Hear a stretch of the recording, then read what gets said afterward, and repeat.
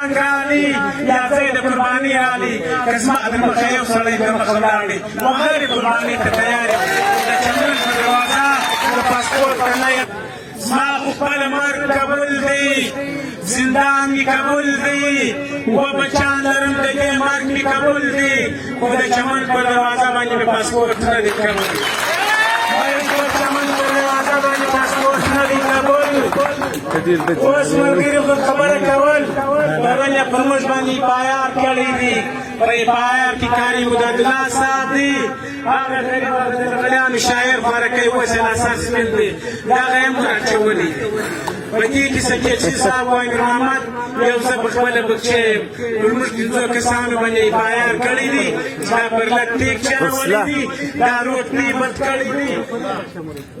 غوثلا و د محمد سکیچي کاري بغداد د غلیان شاعر سمیدا یو څه دا پنځه نمونه یې پایار ته ورچولي دي چې دا خلک به په پایار وبهیږي مرګ تم تیار مې پایار خو بیخي لرې خبره ده زندان تم تیار پایار خو بیخي لرې خبره ده موږ دلته له پایار ونه ډېرېږو زموږ ګریوانونه خلاص دي چې کم ټانګان راباسې کمې بورې راباسې بالا قسم کځای د جنګ رالي یا ځای د قرباني رالي که زما د مخیف سړی به مخ ولاړې وغیرې قرباني ته تیار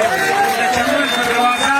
د پاسپورټ ته نه یم تیار نه موږ د پاسپورټ په حق کې یو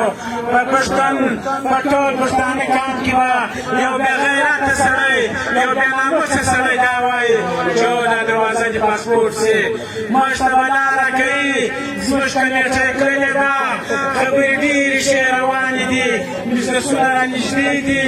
دې سار موږي فساد په سوی دي د وړو پزه به غواړي دغه ورځې نقشه موږ به کندهار ته ځو کندهاریان به کوچ ته راځي خپل تګ راتګ به کوو خپل روزګار به راکوي زموږ دلته صرف د روزګار مسله نه ده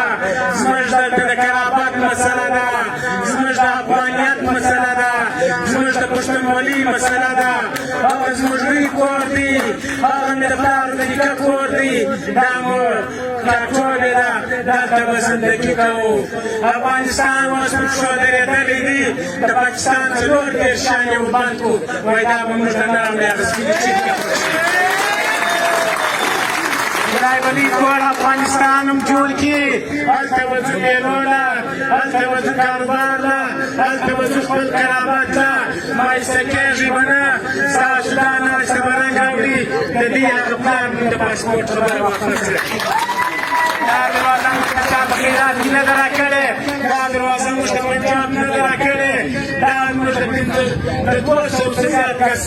کارونه لاره ده دلته سپین ږیري باباګان ناست دي دلته د پاکستان مشران دي نن د کرایې وزیران فیصلې کوي چې دا دروازه د پاسپورټ موږ د چمن پر لیورنډ پاسپورټ نه منو موږ د چمن پر لیورنډ پاسپورټ نه منو موږ د مورتار نه منو دوی د پاسپورټ خبرې کوي موږ د مور د کډۍ نه منو دوی د پاسپورټ خبرې کوي پښتانه لرم باز لرم د شپې څخه د سیاسي پارټیانو سره د دې ولس په تعصب خپل سیاست پرېږدي ښې خبرې پرېږدي سپکې سپورې پرېږدي خدای مه کړه که جان بایلوي بیا د دې ډېره د لیواره دا داخلي کارکونه به موږ ټول د پنجاب غلامان یو راسي چې یار په نره د دې پنجاب د غلامۍ ځان خلاص کړو خپله هم پوښتنه هم روښانه وکړو چې پر خپلو شتېدو ودرېداست پر خپلو جلسو ودرېداست بیا چې هر څه وایاست هر څه مې کول هغه سپي کار دی بیا ولس ته به ستړی نه کوئ دا ولس ستړی دی دا ولس ټول زموږ خبرو ته غوږ نیولی دي موږ ورته ګایېږو موږ ورته لګیا یو دوی ټول په دې سپېرو خاورو کې ناست دي موږ هغې اورې اوس نن د ژمي یخ شروع شو په خدای قسم چې په دا ځای باندې واورې شوي چې دا د پاسپورټ خبره یې واپس نه یې اخیستې هم به موږ دلته ناست یو مایستی به نه کوو بېاتفاقي به نه کوو چې هر سړی د بېاتفاقي و اور ته لمن ویي خدای دې په کور کې د کینسر مریضان پیدا کړي مشران تصفیق سپورې نه وایو که محمود خان دی که مولانا فضل الرحمن دی که اسفندیار ولي دی که منظور دی که سراج الحق دی که ټولې پاټیانو مشران دي د ټولو پاټیانو دلته راځي ناست دي د چمن سیمه واله کسان یې ناست دي مشران هم اخته دي بې غیرته سړی به د چمن د دروازې په پاسپورټ کښېنه کېږي موږ د چمن پر ډیورنډ پاسپورټ نه منو موږ د چمن پر ډیورنډ پاسپورټ نه منو برګیډیر صاحب موږ په دا حالات به لاره کوې موږ به کندهار ته ځو کندهاریان به کوچ ته راځي تاسو هغه تجاران یاست چې یو په دوبۍ کې چې کوم کاروبار زموږ د پاکستان خلک ځي ورځي یوازینۍ ضلع چمن ده چې پاسپورټ نه ورکوي سلوي هر وخت ویزه ورکوي نور یې په ټول پاکستان کې د دوبۍ ویزې بندې کړي دي تاسو ته دوبۍ هم ښه کاروباریان وایي جاپان هم ښه کاروباریان درته وایي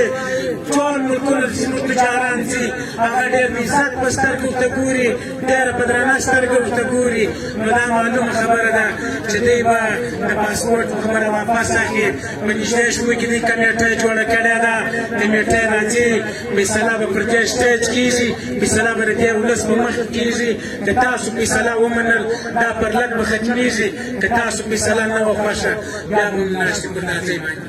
یو ځای نارې کوم مشران ناست دي ډېرې خبرې نه کوم موږ دا وطن دا خاوره موږ په قربانۍ په وینه ساتلې ده